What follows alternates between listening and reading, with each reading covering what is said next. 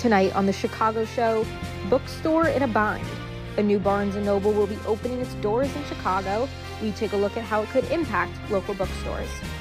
Plus, an exclusive look into Little Village, how the Mexican-American community is grappling with some economic challenges of its own. And a spicy spotlight. See how a hot sauce brand is creating arts programs for Chicago youth. All that and more tonight on the Northwestern News Network Chicago Show. It's your Chicago news right now.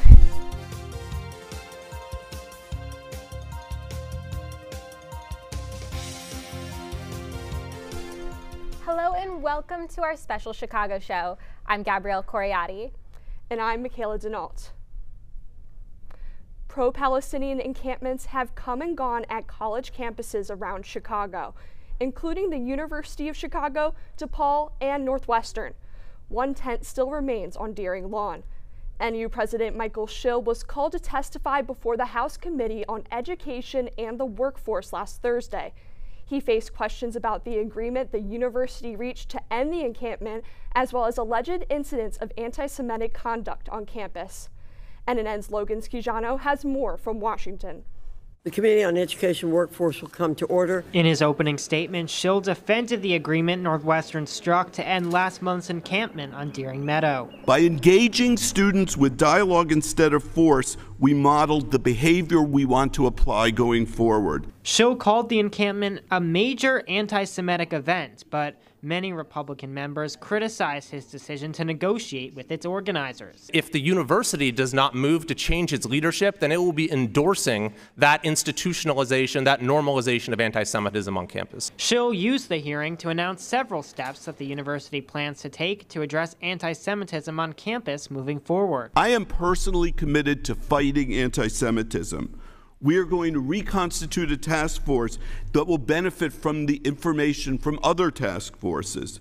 We will revise our student code. We will enhance enforcement. Rutgers president and former NU provost Jonathan Holloway, as well as the UCLA chancellor, also testified, but the bulk of the questions were directed at Schill, who got into a tense exchange with Congresswoman Elise Stefanik. I'm asking the questions, you're answering. Stefanik pointed out Northwestern's failing grade on the Anti-Defamation League's latest anti-Semitism report card. I am sad that they gave Northwestern But an it's F. true, you got an F. Democrat Susan Wild questioned why Northwestern's Committee on Preventing Anti-Semitism and Hate was not consulted prior to the agreement to end the encampment, a decision that prompted 7 members of that committee to resign. That was never in the purview of that committee. Many members criticized Schill's failure to enforce Northwestern's code of conduct after Schill said that no students have been suspended or expelled for anti-Semitism since October 7th.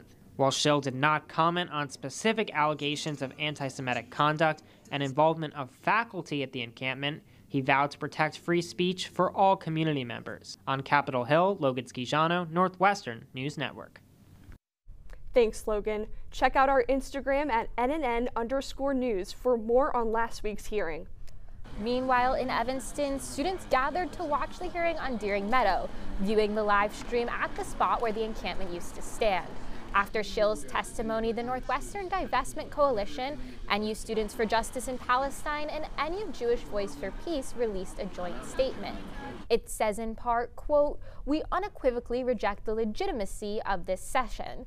It also says, quote, "Contrary to the claims that this committee meaningfully combats anti-Semitism, Congress's actions today are representative of our nation's striking dedication to perpetuating the Palestinian genocide." We will continue to update this story. Turning back to Chicago news, the city is preparing to host the 2024 Democratic National Convention this summer.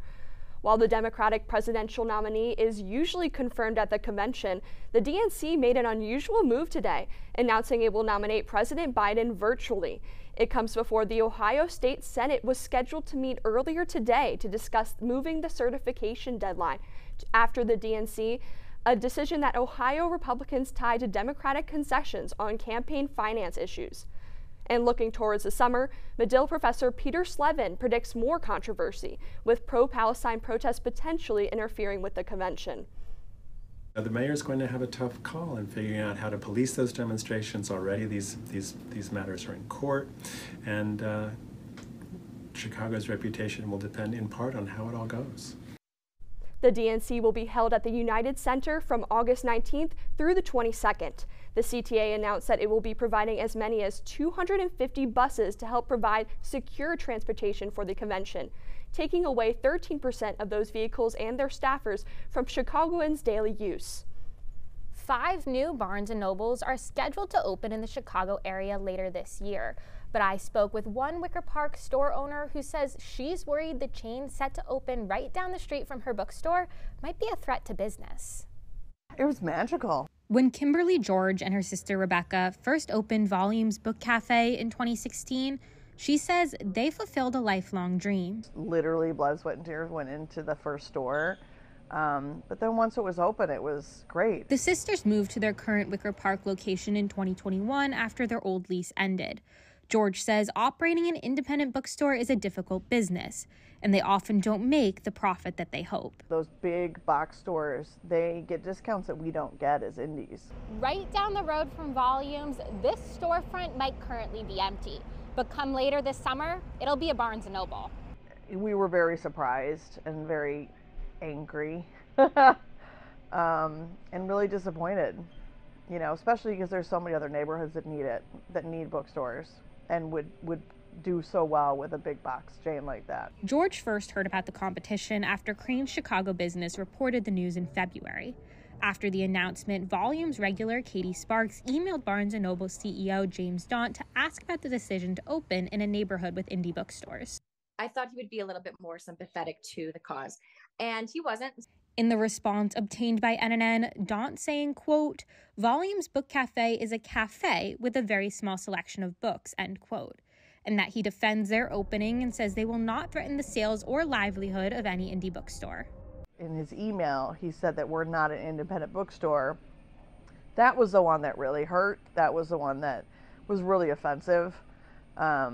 Because we are very much an indie bookstore. Daunt did not respond to NNN's request for comment. George says she's not sure what the impact will be, but believes they'll have the community's support in this next chapter. We went through a lot of emotions, and I think we're still processing and going through, and they haven't even opened yet.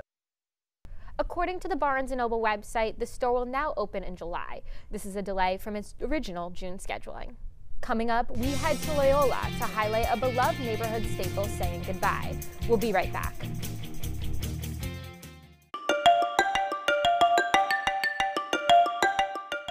I'm Kelly McEvers, founding host of the NPR podcast Embedded. I'm James Edwards, host of the Unresolved podcast from Frontline. I'm Antonia Cereijido, former senior producer of Anything for Selena podcast and current executive producer at Elias Studios.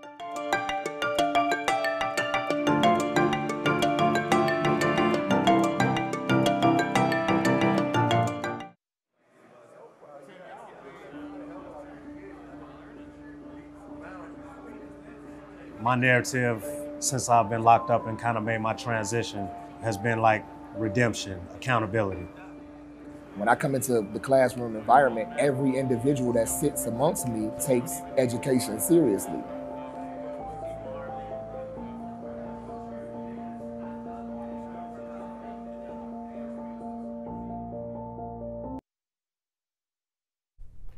Welcome back. A Rogers Park Cafe is serving up community for Loyola students and neighbors alike. But its time is coming to an end.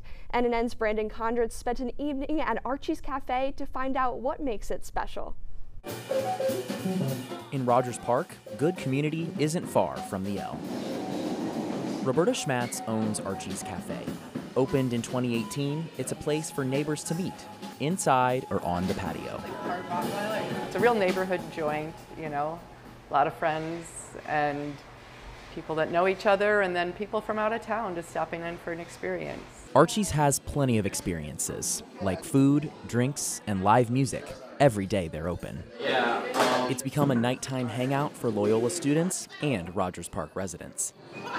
It's so incredible because you have a mixture of the Loyola college kids coming, and then you've got the older people in the neighborhood like me. Archie's opened in 2016. Roberta started it after a neighborhood grocery store, one of the area's only community spaces, closed down the street. Already leasing the building as an art studio, she renovated it, started serving coffee, and when COVID shutdowns hit 2 years later, I just came in and started cooking. Archie's flexible food menu and jazz nights were born. But after 6 years of success, changes are coming. I knew last summer or fall that the building was for sale and assumed Loyola would buy it, and they did. Loyola bought Archie's building at the end of 2023. The university told tenants they will not be renewing leases when they start expiring this fall, and once they're all up, the building will be slated for demolition. Of course, it's sad. I've always loved this location specifically. That's why I ever landed here in the first place. Archie's lease expires in August, but Roberta's saying it's not the end. Trying to reimagine how Archie's can go into the future. And the community's supporting her every step of the way. It's unbelievable. Everybody's up in arms, very upset about it. You know, you wonder where people are going to go to come together like this. What's in Rogers Park where people can come together like this? Loyola didn't respond to NNN's request for comment, but it told its student newspaper in January there are no current redevelopment plans for the site except demolition. For now, Roberta and her staff are keeping the magic alive on Loyola Avenue. All I can hope for is that we have a celebration over these next few months, have as many people show support and solidarity for this place as possible. Finding community while it lasts. In Rogers Park, Brandon Condritz, Northwestern News Network.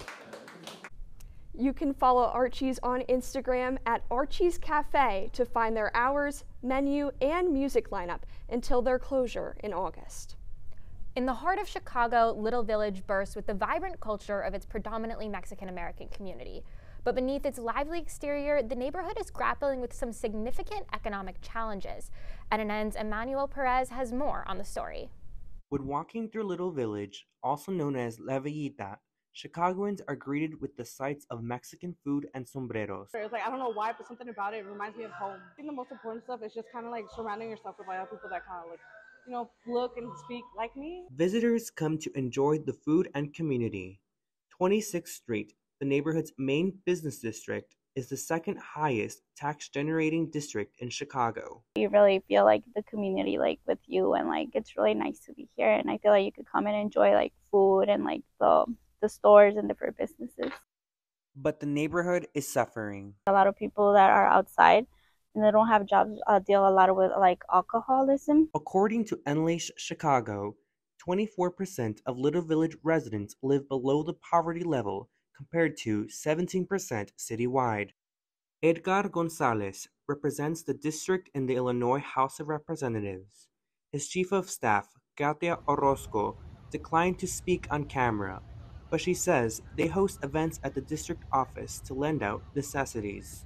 Gave out diapers, basic stuff that like a baby would need or a brand new family would kind of need, because it's gotten to the point where people can't afford like basic necessities. Despite its hardships, many still come here to seek safe haven. The language access, which is huge.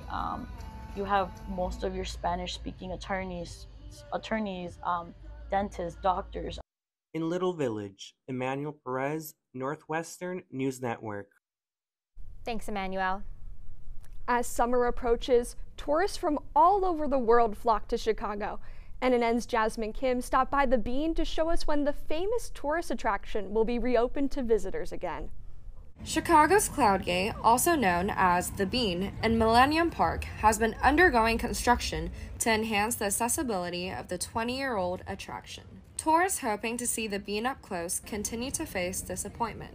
I kind of went on the bench down there to get like a little more height. The city of Chicago announced in a press release last summer that there would be limited access to the Bean from August 2023 to spring 2024. However, the iconic tourist attraction continues to be temporarily closed without a reopening date.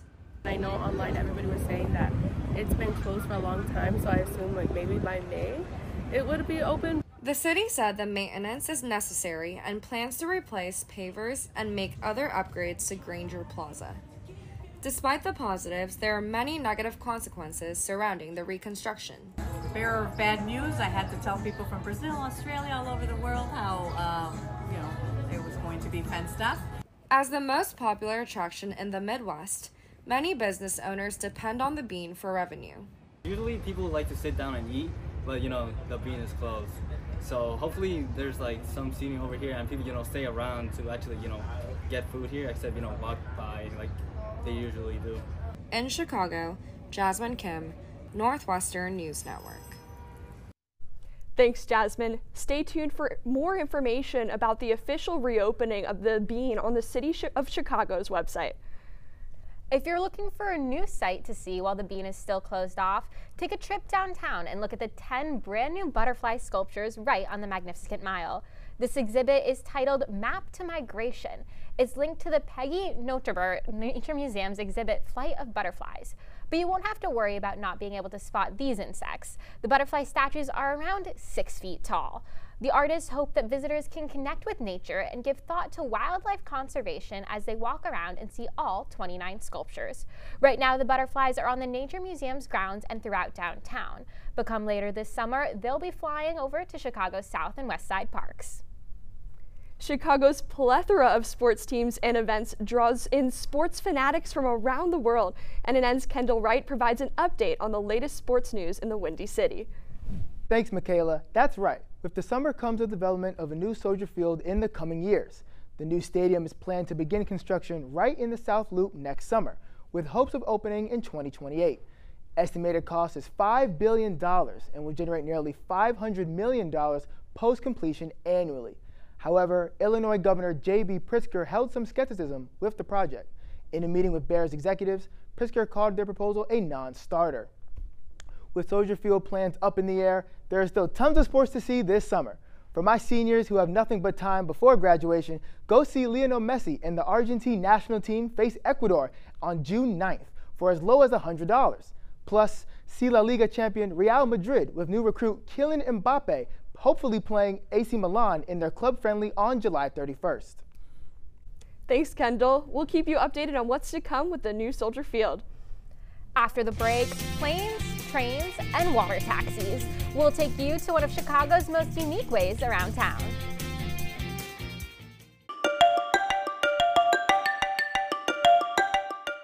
I'm Kelly McEvers, founding host of the NPR podcast Embedded. I'm James Edwards, host of the Unresolved podcast from Frontline.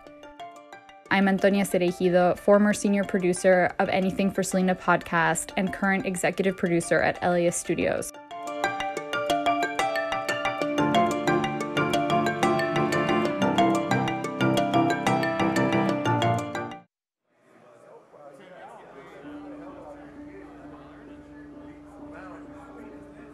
My narrative, since I've been locked up and kind of made my transition, has been like redemption, accountability. When I come into the classroom environment, every individual that sits amongst me takes education seriously.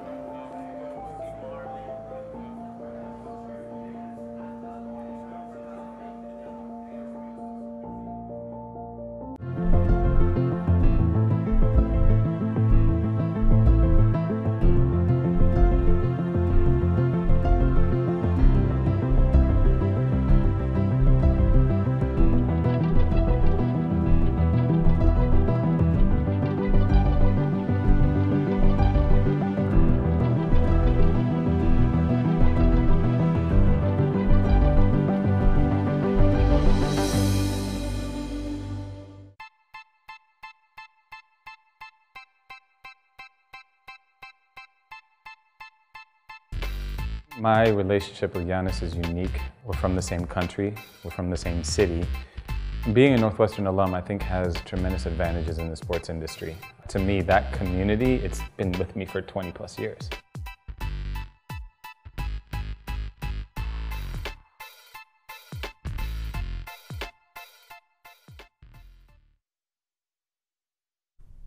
Welcome back. If you're looking for a bite to eat, Chef Rick Bayless held the grand opening of his new restaurant Tortazo at Old Orchard.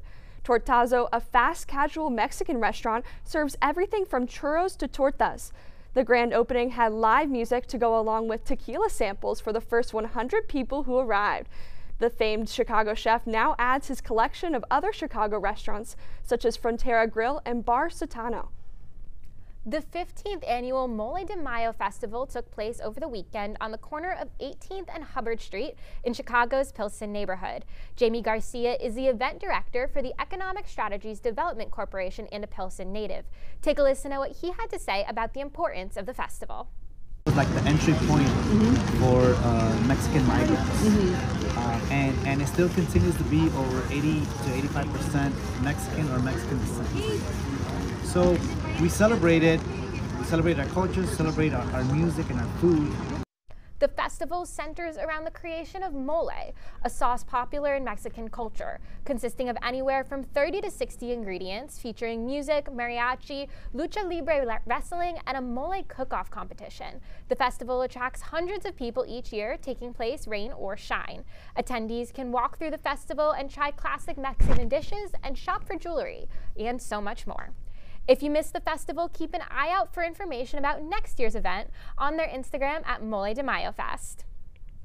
Farmers markets throughout the city of Chicago are working to combat food deserts. NNN's Lena Peterson shows us how Green City Market in Lincoln Park is implementing programs to ensure sustainable food access for all. Green City Market in Lincoln Park saw an issue with food access at farmers markets in Chicago. Green City Market's overall mission is to sort of secure the future of food for our community members. One initiative beginning in 2008, a SNAP and Link matching program that doubles the amount of fruit and vegetables SNAP users can purchase. We're on a link matching program, essentially, that triples the value of what folks spend off their link card up to $25. So if they swipe $25 off their link card, they'll get $75 in vouchers to spend at the market with vendors. This program not only benefits shoppers in need, but also helps increase sales for farmers. It brings new people in. I mean, we've noticed a lot of new people coming in. So I'm hoping it's helping.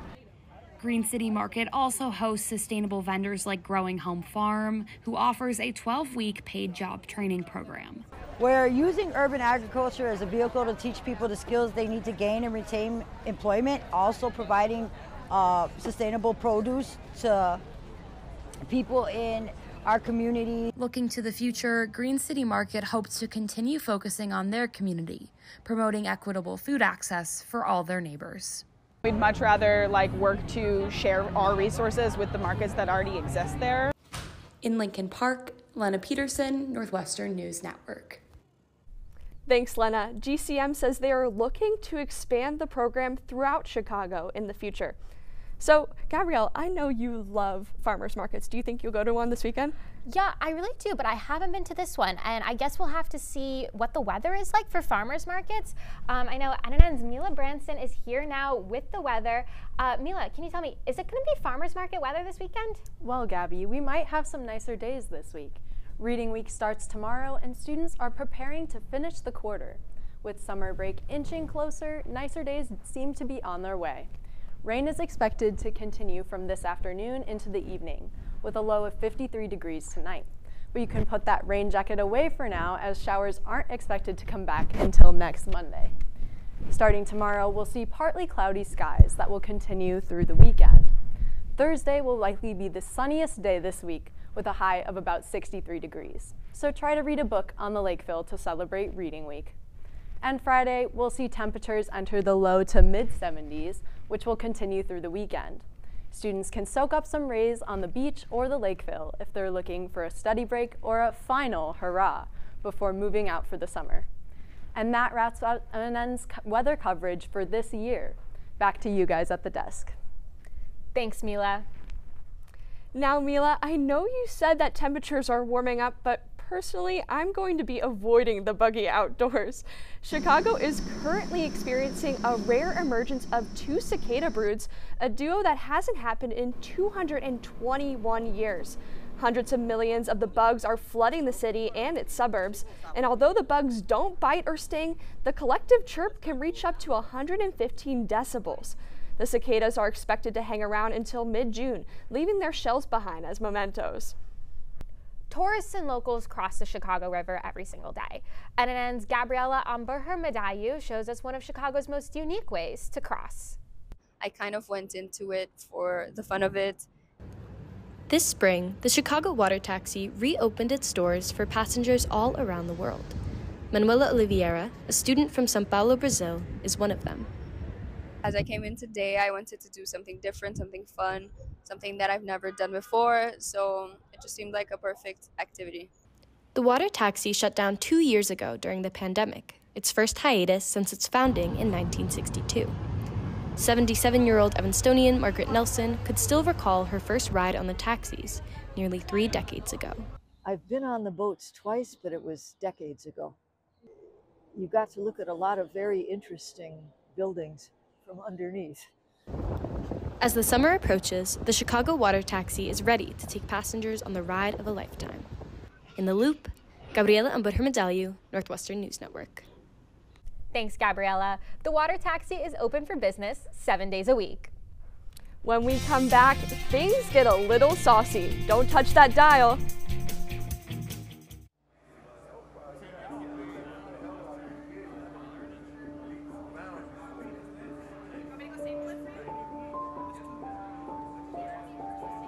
Trying to work my way out of the prison system was the most difficult challenge of my life. It only became tangible once I became a Northwestern student.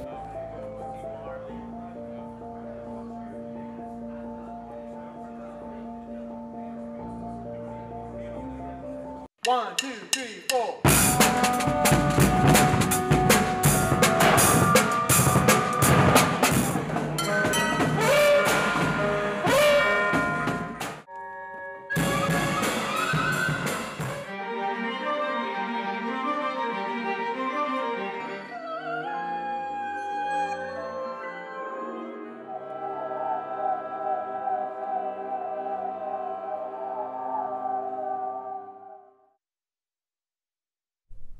Co-op Sauce, which provides the hot sauces in Northwestern's dining halls, spices up meals while supporting youth artists in Chicago.